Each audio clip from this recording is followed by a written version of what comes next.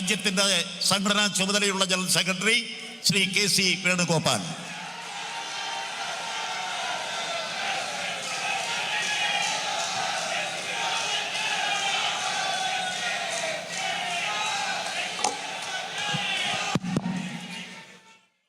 ഈ സമ്മേളനത്തിൻ്റെ അധ്യക്ഷൻ, ഏറ്റവും പ്രിയങ്കരനായ യാത്രയുടെ നായകൻ സതീശൻ, പ്രിയങ്കരനായിട്ടുള്ള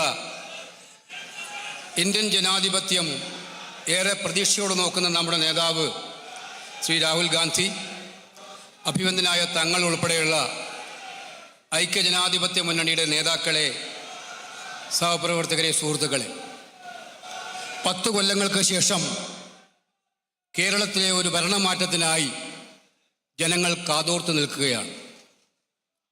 കാരണം 10 കൊല്ലക്കാലമായി കേരള ജനതയെ ഭരിച്ചു മുടിച്ച ഒരു സർക്കാരിൻ്റെ പടിയിറക്കം കാത്തു നിൽക്കുകയാണ് കേരളത്തിലെ ജനതയൊന്നാകെ എന്ന് നമുക്കറിയാം. അതിൻ്റെ പ്രതിഫലനങ്ങളാണ് കാസർഗോഡ് നിന്നും ശ്രീ സതീശിൻ്റെ നേതൃത്വത്തിൽ UDFൻ്റെ എല്ലാ നേതാക്കന്മാരും അണിനിരന്ന് നടത്തിയ ജാഥയിലുടനീളം നമുക്ക് കാണാൻ കഴിഞ്ഞത്. അതുതന്നെയാണ് ഇന്ന് കേരള സംസ്ഥാനത്തൊട്ടാകെ നമുക്ക് എല്ലായിടത്തും കാണാൻ കഴിയുന്നു. ഇന്ന് സുപ്രീം കോടതി ഒരു നിർണായകമായ ചോദ്യം ചോദിച്ചു കേരള സർക്കാരിനോട്. ശബരിമലയിൽ ഇനി ബാക്കി വല്ലതും വെച്ചിട്ടുണ്ടോ എന്നുള്ള ചോദ്യം.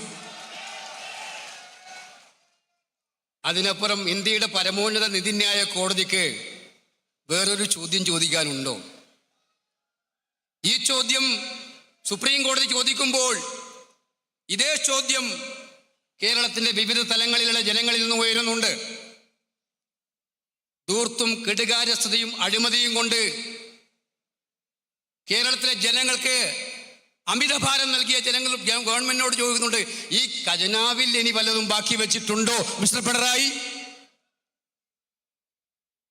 പിൻവാതിൽ നിയമനത്തിലൂടെ കേരളത്തിലെ തങ്ങളുടെ ബന്ധുക്കളെയും തങ്ങളുടെ പാർട്ടി സഹപ്രവർത്തകരെയും നിയമിച്ചതിൻ്റെ ഭാഗമായിട്ട് PSC റാങ്ക് ലിസ്റ്റിൽ പോലും 1-ാം റാങ്കിൽ പോലും കിടക്കുന്നവർ ചോദിക്കുന്നുണ്ട്, ഞങ്ങൾക്ക് ജോലി തരാൻ ഇനി വല്ലതും ബാക്കി വെച്ചിട്ടുണ്ടോ? നമുക്കറിയാം,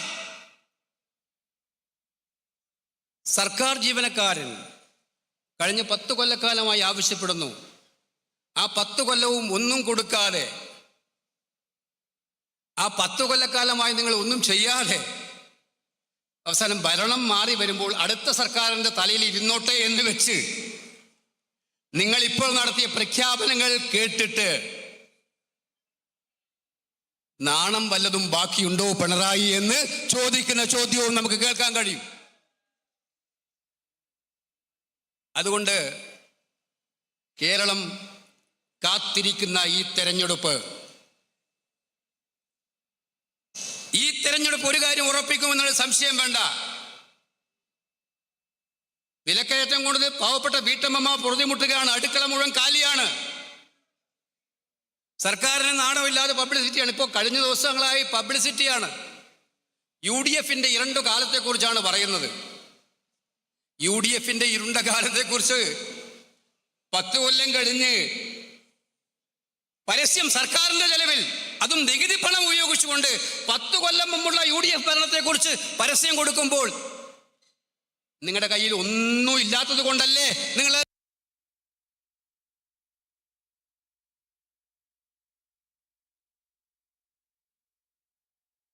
പ്രിയങ്കരനായ പ്രസിഡന്റ് ശ്രീ സണ്ണി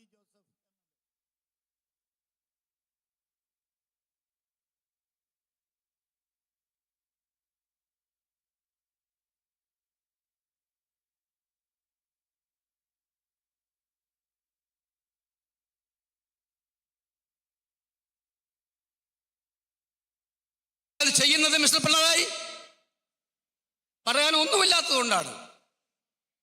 ഇത് മനസ്സിലാക്കാത്തവരല്ല കേരളത്തിലെ ജനങ്ങളെന്ന് നിങ്ങൾ തിരിച്ചറിയും എന്നാണ് സൂചിപ്പിക്കാൻ ആഗ്രഹിക്കുന്നത്. ഇത് UDFൻ്റെ ഉജ്ജ്വലമായ മുന്നേറ്റമാണ്. ഇന്ന് രാവിലെ ടെക്നോ പാർക്കിൽ ഞാൻ അഭിമാനപൂർവ്വം നോക്കിക്കണ്ടു. ഇന്ത്യയുടെ പ്രതിപക്ഷ നേതാവ് രാഹുൽ ഗാന്ധി കേരളത്തിലെ ടെക്നോക്രാറ്റുകളായിട്ടുള്ള ഏറ്റവും പ്രഗത്ഭരായിട്ടുള്ള അതിൽ സിഇഒമാരുണ്ട്, കമ്പനി സെക്രട്ടറിമാരുണ്ട്, അവരോടൊക്കെ സംവാദം നടത്തുന്നത്. അവരുടെ ചോദ്യങ്ങൾക്ക് ആ സംഘികളോട് ഞാനൊന്ന് ചോദിക്കട്ടെ, ഇതുപോലെ ഒന്നിരിക്കാൻ ഇന്ന് രാവിലെ രാഹുൽ ഗാന്ധി ഇരുന്ന പോലെ ഇരിക്കാൻ നരേന്ദ്രമോദിക്ക് കഴിയുമോ എന്ന് ഞാൻ വെല്ലുവിളിക്കുകയാണ്. ഒന്ന് ഇരുന്നാട്ടെ. 10-12 കൊല്ലമായിട്ടൊരു പത്രസമ്മേളനം നടത്തിയിട്ടില്ല, പത്രക്കാരന്റെ ചോദ്യങ്ങൾക്ക് മറുപടി പറഞ്ഞിട്ടില്ല. രാഹുൽ ഗാന്ധിയെ കളിയാക്കുന്ന നിങ്ങളോട് ഞങ്ങൾ ചോദിക്കാൻ ആഗ്രഹിക്കുകയാണ്, ഇതുപോലുള്ള സംവാദത്തിന് ജനങ്ങളെ കേൾക്കാൻ, പാവപ്പെട്ടവന്റെ പരിദേവനം കേൾക്കാൻ കേൾവി എന്ന് പറഞ്ഞ് നിങ്ങൾക്ക് കഴിഞ്ഞിട്ടുണ്ടോ? ഇല്ല. ഞാൻ ദീർഘിപ്പിക്കുന്നില്ല. അതുകൊണ്ട് ഒരു കാര്യം ഉറപ്പാണ്, ഈ ഇരിക്കുന്ന നിര കേരളത്തിലെ UDFന്റെ ഏറ്റവും ശക്തമായ നിരയാണ്. കേരളത്തിലെ UDF ഒറ്റക്കെട്ടാണ്. കേരളത്തിലെ കോൺഗ്രസിന്റെ ഏറ്റവും ശക്തമായ നിരയാണ് ഇരിക്കുന്നത്.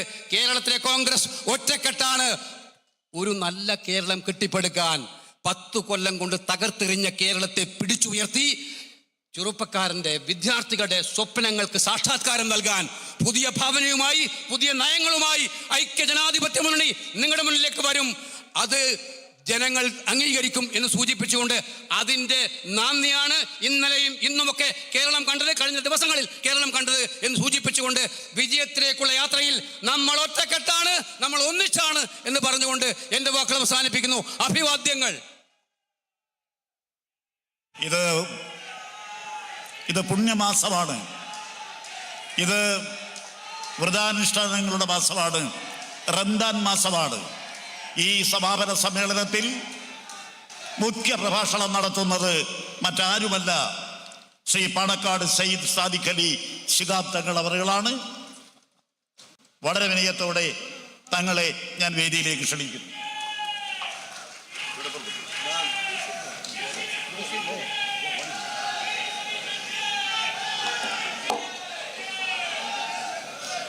അസ്സലാമു അലൈക്കും.